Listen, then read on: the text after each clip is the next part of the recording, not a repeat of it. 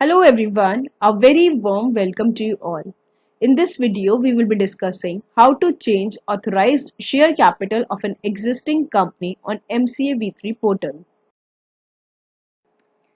First of all, what is authorized capital? Authorized capital वो amount की maximum capital होती है जितना कंपनी इशू कर सकती है for the shares. Means for example अगर किसी कंपनी की authorised share capital 10 lakh rupees है तो कभी भी वो कंपनी 10 लाख से ज़्यादा इशू नहीं कर सकती है अनटिल एंड अनलेस वो अपनी ऑथराइज कैपिटल को बढ़ा नहीं देती. ऑथराइज कैपिटल को बढ़ाने के लिए एक प्रोसीजर फॉलो किया जाता है. मेमोरेंडम ऑफ एसोसिएशन को ऑल्टर किया जाता है क्योंकि ऑथराइज कैपिटल हमारी मेंशन होती है मेमोरेंडम ऑफ एसोसिएशन में under the head capital clause. Authorise share capital को कैसे ऑल्टर करते हैं, क्या प्रोसीजर होता है, this is all we are going to discuss in this video.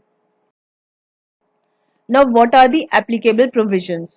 Under Companies Act 2013, process of increase in authorized share capital is governed by Section 61, read with Section 13 and 64 of Companies Act 2013. Section 61 subsection 1 says that कि company के अगर articles authorise करते हैं तो company अपने memorandum में changes कर सकती है, मींस ऑथराइज शेयर कैपिटल को ऑल्टर कर सकती है. इसके अलावा सेक्शन 14 सबसेक्शन 1 सेज दैट कि अगर कंपनी चाहे तो वो अपने आर्टिकल्स को अमेंड कर सकती है by passing the special resolution. Now the steps of increasing in the authorised share capital. सबसे पहले दो तरीके हैं. There are two ways of increasing the authorised share capital. First, if there is no requirement to alter in articles of association, and second is if there is requirement to alter the articles of association.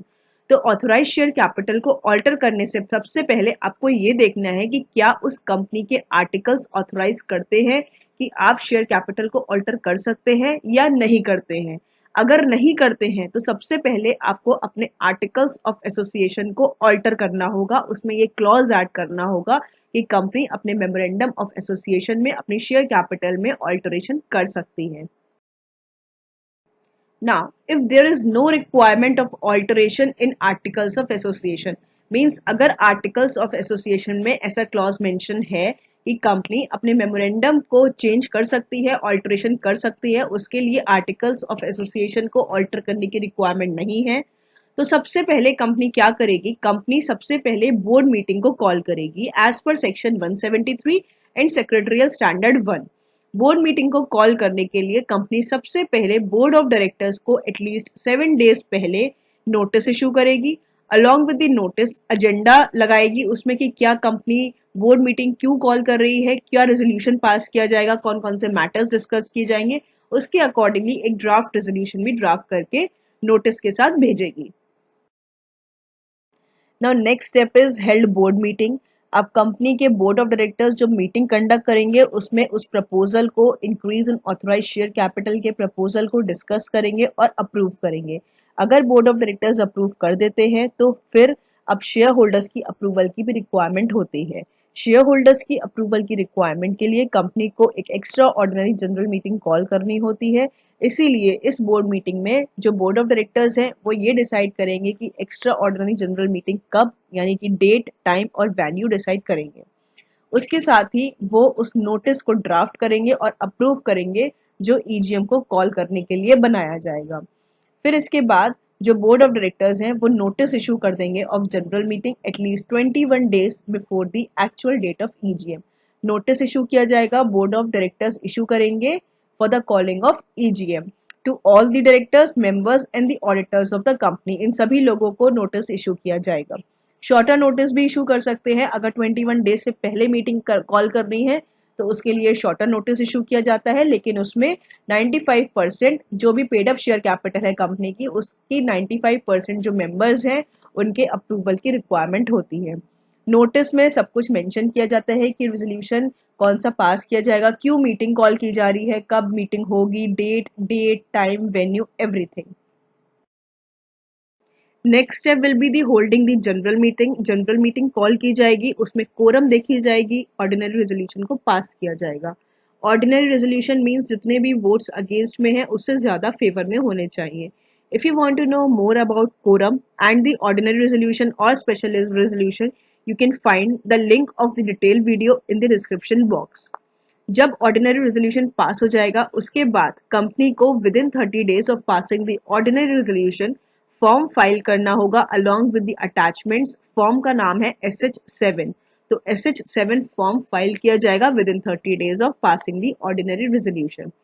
कौन कौन सी attachments लगाई जाएंगी along with SH7? First, जो भी ordinary resolution pass किया गया था उसकी copy along with the explanatory statement, notice of meeting along with the annexures, printed copy of altered memorandum of association. जो भी आपने memorandum of association में alteration किया है उसकी एक कॉपी लगाई जाएगी. minutes of general meeting. Now if there is requirement of alteration in articles of association, अगर suppose articles में आपके ये clause mention नहीं है कि company अपने memorandum को alter कर सकती है, तो सबसे पहले आपको अपने आर्टिकल्स को भी अमेंड करना होगा. स्टेप्स बिल्कुल सेम है. सबसे पहले आपको बोर्ड मीटिंग कंडक्ट करनी है. बोर्ड मीटिंग कंडक्ट करने के लिए नोटिस इशू किया जाएगा 7 days before the meeting. Attach agenda, notes to agenda and draft resolution. उसके बाद बोर्ड मीटिंग कंडक्ट की जाएगी. उसमें अप्रूवल लिया जाएगा फॉर द ऑथराइज्ड कैपिटल को अल्टर करने का. इसके साथ ही एक ये भी प्रपोजल रखा जाएगा कि इसके लिए आपको आर्टिकल्स को भी अमेंड करना होगा. Date, time, venue general meeting की डिसाइड की जाएगी. जैसा कि पहले किया गया था बिल्कुल वैसे ही date, time and venue decide किया जाएगा और फिर नोटिस को ड्राफ्ट किया जाएगा और अप्रूवल किया जाएगा. इसके बाद नोटिस इशू किया जाएगा जनरल मीटिंग का at least 21 days before the meeting. और शॉर्टर नोटिस भी इशू कर सकते हैं. 95% ऑफ द मेंबर्स जिनकी paid up share capital at least 95% है उनकी कंसेंट के साथ नोटिस में place, date, time and venue सब कुछ मेंशन किया जाएगा. अब जनरल मीटिंग कंडक्ट की जाएगी और जनरल मीटिंग में अब स्पेशल रेजोल्यूशन पास किया जाएगा. अगर आपके आर्टिकल्स में ऑल्टर करने की रिक्वायरमेंट है तो यहाँ पर स्पेशल रेजोल्यूशन पास किया जाएगा. अगर और आर्टिकल्स में ऑल्टर करने की रिक्वायरमेंट नहीं है तब वहां पर ऑर्डिनरी रेजोल्यूशन पास किया जाएगा. और यहाँ पर स्पेशल रेजोल्यूशन के साथ अप्रूवल है of alteration in MOA and AOA. Means अब दोनों को ही ऑल्टर करने हैं. इसके रिगार्डिंग स्पेशल रेजोल्यूशन पास किया जाएगा. उसके बाद हम फॉर्म फाइल करेंगे. पहले वहां पे SH7 था लेकिन यहाँ पे क्योंकि स्पेशल रेजोल्यूशन पास किया गया है तो सबसे पहले फॉर्म फाइल करा जाएगा MGT 14 with the registrar with the requisite fee. जितनी भी फाइलिंग फीस होगी उसके साथ MGT 14 को फाइल किया जाएगा with in 30 days of passing the special resolution. जब भी स्पेशल रेजोल्यूशन पास होता है उसके साथ हमारा MGT 14 फॉर्म जाता है. डॉक्यूमेंट्स कौन कौन से अटैच किए जाएंगे? Copy of the special resolution along with the explanatory statement, copy of notice of meeting and printed copy of altered MOA and AOA. AOA की कॉपी लगाई जाएगी और MOA की भी लगाई जाएगी. उसमें ये मेंशन करते हुए कि हम क्या चेंजेस लाना चाहते हैं अपने MOA में. Next step is filing of form SH7 within 30 days of passing the special resolution along with the given documents. क्या क्या डॉक्यूमेंट्स लगाए जाएंगे? Copy of special resolution along with the explanatory statement, copy of notice of meeting along with the annexures, printed copy of altered MOA and AOA and the minutes of general meeting.